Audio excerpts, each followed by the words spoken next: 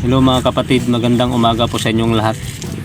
Ang pag-uusapan natin ngayon ay tungkol sa mga katanungan. Kasi pagka baguhan ka talaga na pintor, o kaya gusto mong gumawa ng bahay mo, magpintura ng bahay mo, nasa isipan mo pa rin yung pag-alinlangan. Nasa isipan mo yung nag-alinlangan kang bumili o gamitin ito sa iyong bahay. Kasi ganun din ako dati nung baguhan ako. Gusto kong i-sure o kaya gusto kong tanungin na mabuti kung tama ba yung bibiling kong pintura, kung hindi ba ito nagbabakbak, kung hindi ba ito nagbabubbles, at kung paano ko ba ito gagawin at gagamitin. Ano ba ang tamang proseso? Yun ang mga katanungan nila mga kapatid. Kaya ngayon ito ang tatalakayan natin. Ang ibibigay kong tips sa inyo ay tungkol sa yung hindi ka na mahirapan. Hindi ka na magmimix, hindi ka na baga kung yung gusto mong kulay ay pwede mo nang makuha. May mga natimpla na o na mix na pintura na pwede mong bilhin. Kasi yung iba nag-aalala sila tungkol sa pagpipintura ng kanilang bahay. Paano ba mag-mix? Paano ba ang tamang kombinasyon? Paano ba ang pwede bang patungan ng masilya ang ganitong pintura? Yun ang mga tanong nila sa akin mga kapatid. Siyempre, pag ikaw ay hindi pa nakaranas nito, ayaw mong magkamali, talagang nagtatanong yung isipan mo at nagtatanong ka rin sa ibang tao. Ngayon, ibibigay ko sa inyong tips yung pinakamadali, yung hindi na kayo mahirapan. Kaya ko nasabi yung mga ganong kataga, yung hindi na kayo mahirapan, kasi marami talagang nagtatanong tungkol sa pagpipintura ng bahay. Ngayon, ito na ang ibibigay ko sa inyong pinakamadaling paraan. Ihalimbawa ko sa inyo, hindi ko naman ini-endorso yung ganitong pintura. Ito ay mga product na ginagamit ko. Hindi lang mga Boysen, yung mga gloss latex, semi-gloss latex. Ito, ginagamit ko din ito sa interior at sa exterior. Ito yung tips na sasabihin ko sa inyo mga kapatid. Itong Rain or Shine, pag pumunta kayo sa paint center, napakaraming kulay na available dito.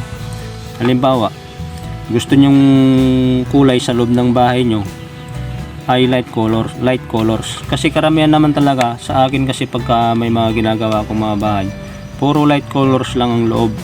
Ito ang i-recommenda ko sa inyo, mga light colors yan. Itong kulay na ito, isa lang ito, marami pang light colors na pwede nyong pagpipilian. Ito ang tips ko sa inyo na number 1. Sa loob, light colors. Ito yung pangalan niya, tulips.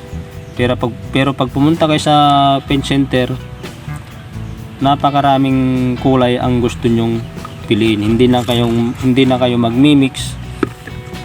Kasi pag hindi kayo marunong talagang mag-mix, problema 'yon. Kaya pag bumili kayo yung na-mix na, mamimili na lang kayo ng kulay. Sunod na katanungan nila, halimbawa yung bahay ay may dati ng pintura, pwede bang patungan ng elastomeric yung dating pintura ng bahay ko? Yun ang pangalawang tanong nila. Ang elastomeric ay mapawala pang pintura o kaya basal. Ito pwede mong direct. Pag gusto mong masilyahan muna o kaya pinturahan mo muna ng ganito as a primer mo, pwede siya bago ka magmasilya. Ngayon, pag masilyahan mo siya, tuloy-tuloy na yung pagpipintura mo ng bahay. Simula umpisa hanggang matapos, itong kulay na ito ang i-roller mo. Yun ang isa sa mga tips ko sa inyo mga kapatid, kasi ito ready mix na siya, hindi na kayo kailangang magtitimpla-timpla pa ng pintura. Sa mga baguhan, napakaganda nito at matibay.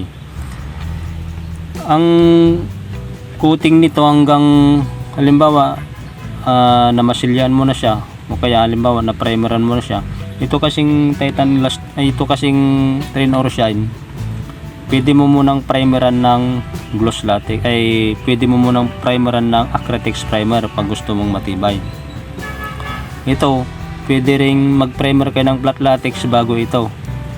Wala rin pinipiling pintura ito.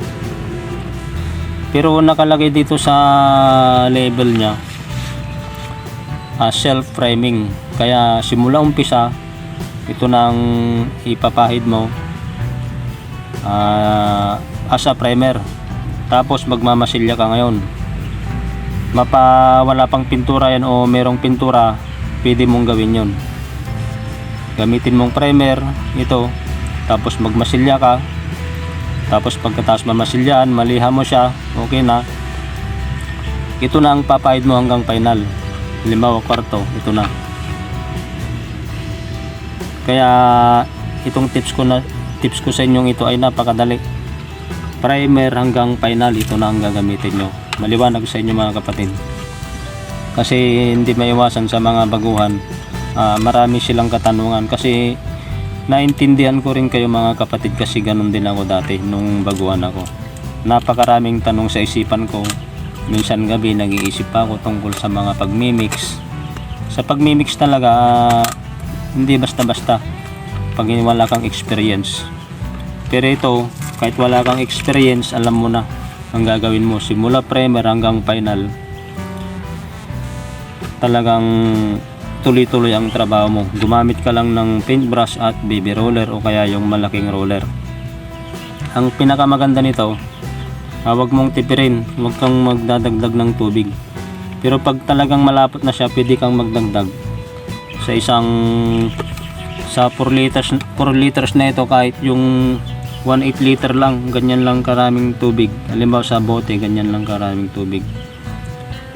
Kunti lang, basta mapalabnan mo lang siya ng kunti. Kasi pag masyadong nasobran mo siya sa tubig, hihina yung kapit niya, hindi siya tatagal.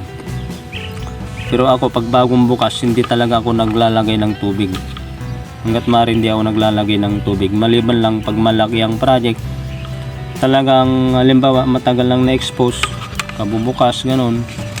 Pag halimbawa balde-balde o isang drum na yung nilagay namin, siyempre nag-evaporate yung tubig niya, yung pintura, kasi tubig lang yung nilalagay dito. Lagyan mo rin ng tubig konti lang. Ngayon, ang kagandahan nito mga kasama, ang kagandahan nito ay simula umpisa hanggang final, ito na ang gagamitin mo. Halimbawa nag-primer ka, masilya, tapos ito nang pang final mo. Pinakamaganda nito, 3 coating hanggang nasa sayo kung ilang coating pa. Kami ginagawa pa namin minsan 5 coating.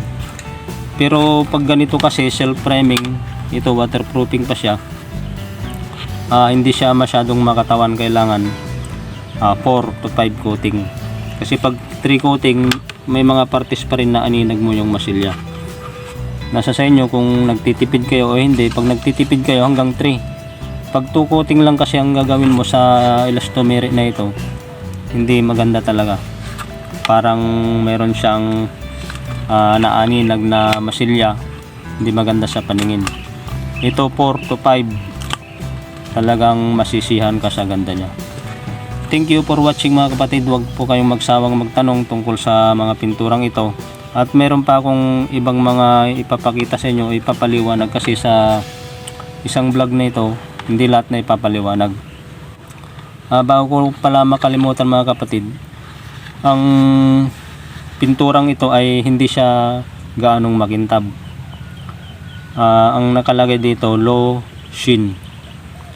Kumbaga sa flat latex, mas lang ng konti sa flat latex ito. Kasi pag ito ginamit mo kasi sa labas o kaya sa loob, halimbawa yung palitada, kasi wala namang perfectong palitada, may mga alon-alon. Ito, hindi mo masyadong halata yung mga pangit o kaya imperfection na palitada pag ito ang ginamit mo. Ito para siyang flat. Pag malayo ka o kaya malapit, talagang maganda ang itsura ng bahay mo pag ito ang ginamit mo. Kasi pag glossy ang wall mo, kailangan kasi pag glossy, halos 80% ganon, hindi naman perfect yung wall mo. Pag glossy, kita mo yung mga alon-alon, yung mga pangit sa paningin, makikita mo. Pero pag itong ginamit mo, talagang napakaganda. Masisiyahan ka talaga sa ganda nito. ko siya yung kulay na ito. Yan. Ganito siya pagka natuyo, para siyang rubberized. Ito parang rubberized to pag talagang halimbawa 4 to 5 coating talagang kahit mag-crack-crack yung bahay mo. Halimbawa babanatin ko ito. O, nabanat mo na siya ng ganyan ng kaluwang. Hindi pa rin siya naghiwalay. Ganyan ang epekto. Ganyan ang kagandahan pag makapal ang pintura ng bahay mo. Kahit banatin mo ng ganyan. Lalong-lalo na pag walang panito kasi ito hinugasan ko ng tubig eh. Nabanat mo na siya ng ganyan ng kalawang yung banat mo, hindi pa rin siya nabibiyak. Kaya pag nag-crack yung konkreto, pag makapal yung pintura mo, pag nag-crack sa loob, hindi pa rin lalabas yung crack kasi ito para siyang rubberized. Yan. Pero pag manipis naman yung pahid mo, ganito lang mangyayari. Pagka ganyan mo lang, wala na. Lalo pag hinaluan mo ng tubig, 2 coating lang pag ginanyan mo, pag nag-crack yun, doon na pumapasok yung tubig. Pero pag makapal, ito ang lagi kong sinasabi sa mga vlog ko, pag makapal, kahit banatin mo ng gusto yan, hindi mo siya mabibiyak. Talagang kahit 3 guhit yung bitak ng konkreto, hindi mo talaga siya may bibitak, mapapaghiwalay nito. Yan, hindi mo mapaghiwalay. Pag wala nga lang tubig, talagang parang rubber talaga ito. Kaya ang tips ko sa inyo, mas maganda pag makapal, mas matibay, mas matagal kumupas. Kasi pag nag-crack yung konkreto, sasama rin yung crack nito, crack din yung pintura mo kasi manipis. Pag umulan, halimbawa sa labas, doon pumapasok yung tubig sa crack. Papasok at papasok yun, lalo na pag yung ulan ay tuloy-tuloy. Thank you for watching mga kapatid. Don't forget to like, share, and subscribe. Maraming salamat po.